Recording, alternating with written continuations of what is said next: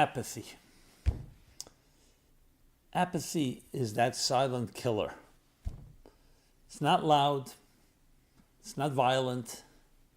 Not aggressive. Its power lies in its indifference, in its detachment. Like the guy that asked his friend, he said, what's worse?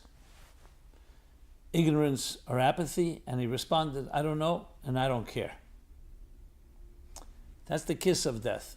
When you share something with someone that's very important to you, something earth-shattering,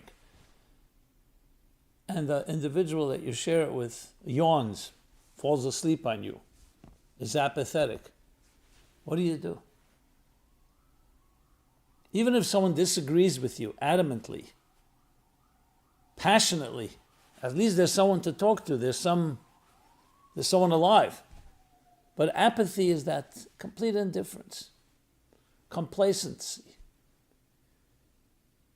And we don't always understand the gravity and the power of what apathy does. I can't tell you how many people I've met who will say, when I was younger, I was energetic, idealistic, driven by a vision, by a value, by some goal. And in time, I'd become jaded, I'd become resigned, and ultimately apathetic. It is a form of death. Because life is all about mobility. Life is about energy, about passion, fire. Think of it, the things that you really fight for, things you really believe in, the things you're ready to pay a price for. That's what makes us come alive. Apathy is essentially, I don't really care, I don't know, not sure. So though apathy itself, you can say, may not be the most destructive force in life, but it definitely is the breeding ground for all destructive forces. Because when you're apathetic, basically you're vulnerable. When you're driven by something, when you have a focus, when you have a sense of urgency, that keeps you not just afloat, but it keeps a certain drive, a certain destination in mind. Interesting paradox. We are somewhat, life is absurd, and human beings can be quite strange, quite bizarre. And what do I mean by that? When people are suffering in some way, and no one should ever suffer, let me make that very clear. But when people are in a state of crisis or a state of challenge, having to fight for their values, and don't take for granted life and its gifts, that creates a sense of urgency, a sense of drive, a sense of purpose. It's when we get comfortable, and we always say to ourselves, hey, you know what? There's always tomorrow. You don't have to fight for something. The side effect, the terrible side effect of comfort is apathy. Which seems strange, because you think if you're comfortable, you're blessed with a state of serenity, calm, no challenges, no death, no loss.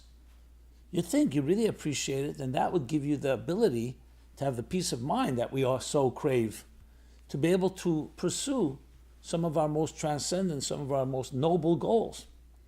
And yet you find the exact opposite.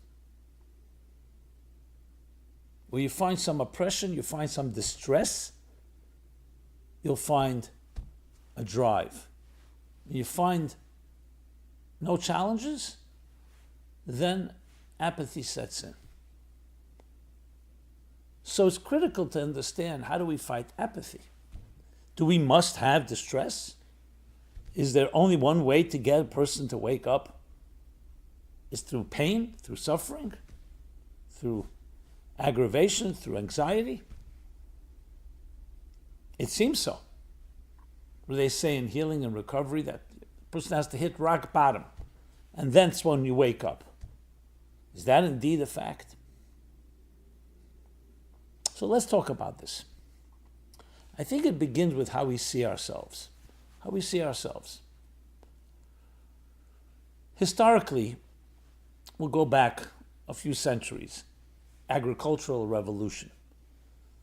So even being a revolution and definitely heightened people's standard of living, but still, agricultural revolution meant that people were primarily working in an agrarian society, usually living around the farm, because the first thing we need is sustenance, is food.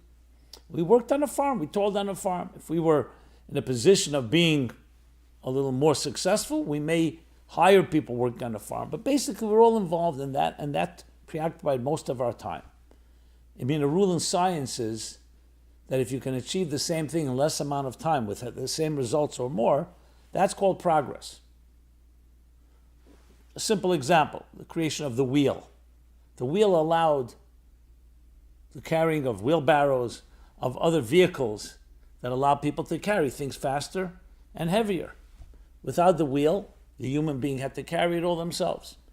In many ways, the Industrial Revolution, so industrialization, machinery, fossil fuels, replaced human labor and animal labor to generate energy.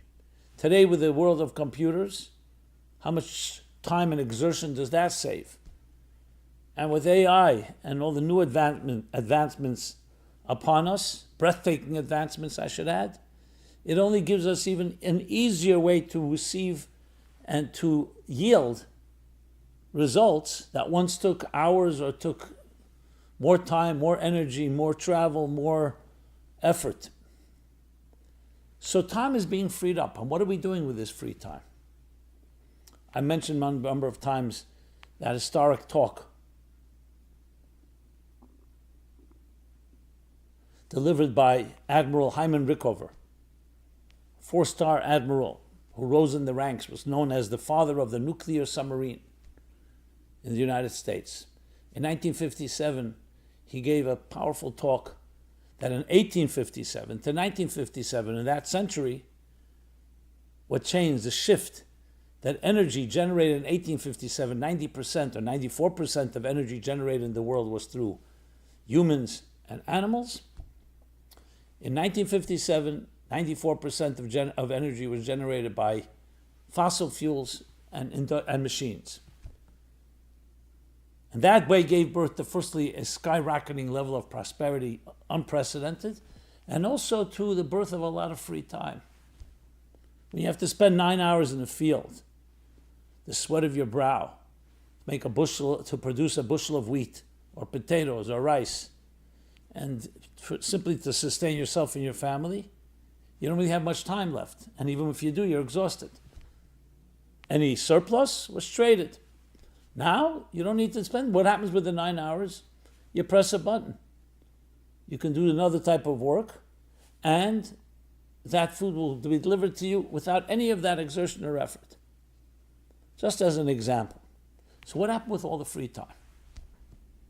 So we'd like to believe that that free time was used now for the highest values, the most noble values that human beings stand for. No, that's not what happened. There was the birth of a new industry called leisure.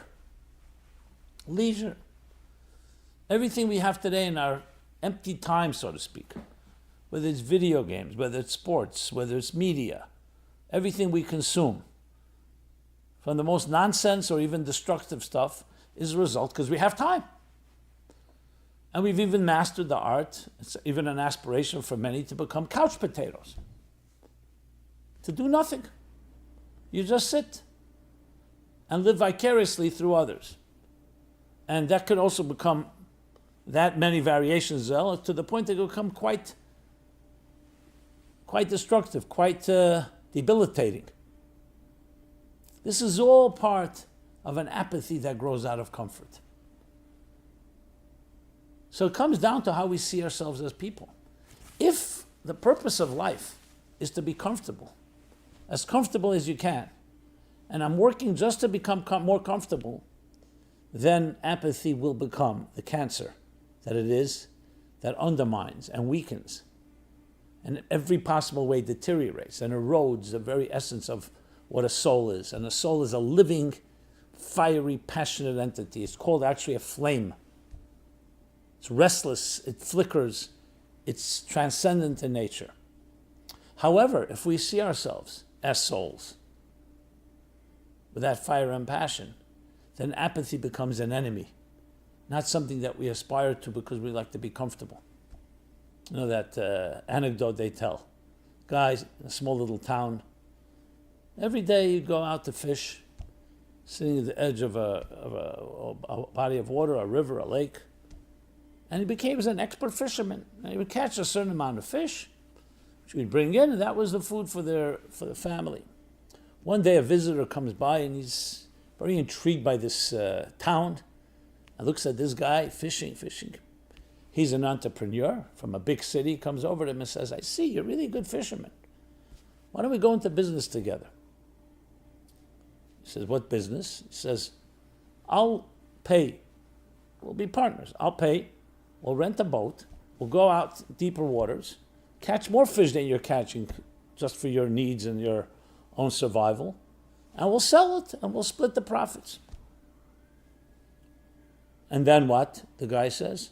He says, once we make enough, we'll buy a fleet of boats and we'll hire people to go out and we'll catch even more fish and sell more, make even more profit. And then what? He says, then we can create a whole industry, maybe in other cities and towns as well. And then what? And then we don't even have to go out anymore. We can be doing other things. And people hired to do all of this. He says, and then what? He says, then we'll retire and go fishing. So the guy says, I'm already fishing.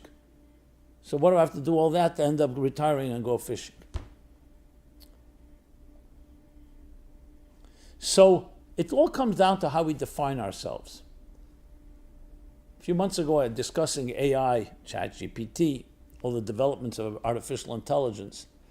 Same idea. People say, will the robots surpass us? Will they be smarter than we are? It depends how you define smartness and depends how you define a human being. If you're a robot yourself, the human is a good robot, smart robot, then well, of course we can build better robots. But if we're a soul, transcendence, there's a certain intangible element that you can't just program. You could copy it, you could emulate it. That becomes what we do with our free time. That changes everything. So in this age, even though not everybody's going to argue they're prosperous, but everybody's comfortable. And I say comfortable, of course there are people below the poverty level, I understand. There's famine, there's suffering, there's plenty of that. But relatively speaking, we're living in far more comfortable times than our ancestors did. But therefore there's also so much more apathy. How many things do we fight for? Look at relationships, look at family. We become apathetic about that too. Everything is almost optional. Not only almost, maybe actually optional, arbitrary. Yeah, yes, no. That type of attitude. There's no question that erodes the very heart and soul of what we are as human beings. So, how do we counter that? By recognizing that apathy is an enemy to be fought. Shining a light on it. Because if not, by default, it's an invisible force, as I mentioned earlier. We don't even notice it. We definitely don't notice its effect until we're already in an apathetic state. And how do you fight it? By making it necessity for yourself and for your children in our education systems, that from the youngest age we teach each young man and each young woman, each child, from childhood on, from the earliest of age, you're here for a purpose. There's a sense of urgency to life. You're like an astronaut. An astronaut sent into space has no time for apathy. There's no time for hanging around, for leisure. There's a mission to go to the moon, another mission, and everything is accounted for. How to eat and how to behave and how to work. It's not just, I'm here. Let's find out, what am I doing today? Nothing. What did you do yesterday? Also nothing. Here and there I have to do something. I have to make some money. So I can do even more nothing. So if we work on this deliberately, the best defense is offense. Not to wait till someone becomes apathetic and say, okay, now what am I going to do? Not allow that to seep into our beings, into our psyches. By teaching ourselves and our children from the young age, you were sent here. Your life matters. You're indispensable. There's something you must accomplish that you and only you can accomplish. That is the counterforce to apathy, because there's no time for apathy. If you have a mission, and you know you're driven by it, there's no time in saying, okay, we'll figure it out someday. So we have to see apathy as the byproduct, the negative byproduct of comforts. And we counter it by creating a deliberate plan. You imagine a company suddenly turns apathetic, starting from the CEO all the way down. Starting from the board. The company is obviously not going to thrive. It won't succeed. The company has a mission statement, a vision statement, and it drives every department and every individual. And there are people on top who are hired, whose job it is to make sure everybody is driven. What have you accomplished? What are the goals? What are the incentives? How do we measure it? That's how we also have to look at our own personal lives. Just like a company can't exist without a mission statement, no individual can really exist. When I say exist, I don't mean survive. Can really thrive, can really excel without a sense of purpose, a sense of mission, a sense of urgency, which is the opposite of apathy.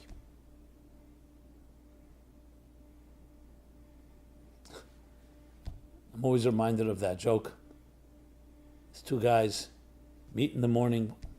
Harry's sitting on a park bench, elderly Harry, and his friend Sid comes over and says, Harry, why are you so depressed?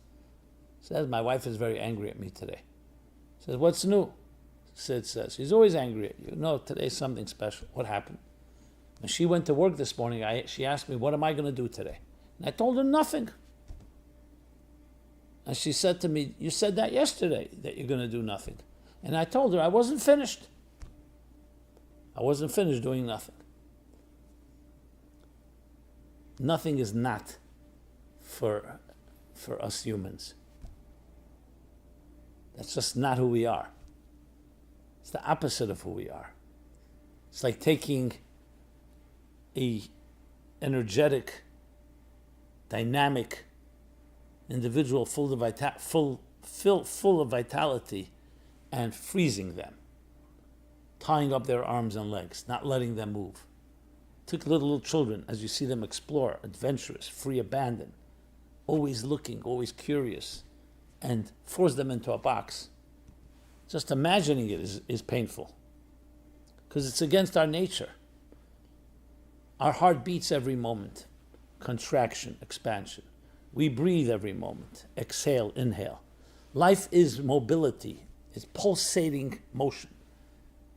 Everything is active. There's no such thing as inanimate, especially when it comes to the human being. So if we impose upon that a nothingness, an apathy, we're actually essentially creating atrophy. Apathy creates entropy. You can make that into a bumper sticker. By what is it doing? By freezing us, by limiting us, by putting us into a sack. The free spirit that we are. Think of it like a flame.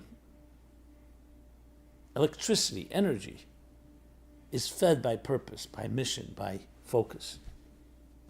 Every morning and every evening we should be speaking to our children, saying, you are here for a purpose and I'm here to help you accomplish that purpose. And what is that purpose? Is to make your corner of the world a little better place. To use your unique skills and your soul to spiritualize the material of this world. Each in our own way. And if you're not a parent of children, say it to yourself, say it to friends. Let's get this message out there. Apathy is an invisible enemy that needs to be battled, that needs to be fought against. And the way we fight it, no, we don't fight it with weapons.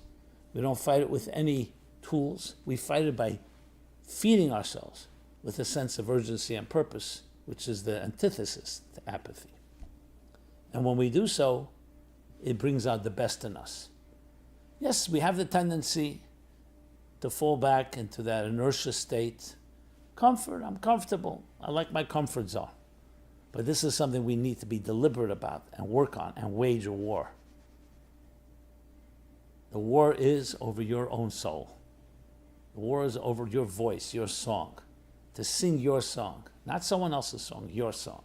And not to die with your song still inside you. Thank you so much. This has been Simon Jacobson speaking about how to wage war against apathy. Please, love to hear your thoughts, your feedback, your comments, your questions. meaningfulev.com is our website. Please subscribe to our YouTube channel, our growing YouTube channel, and please share. Please share with others. It's a message that, if you feel, as I do, worth sharing with others, please share it with everyone you come in contact with. Thank you so much. Be blessed. Don't be apathetic. Be driven. You have something unique to contribute that you and only you can do. We all need that as you need us. Be well and be blessed. Thank you.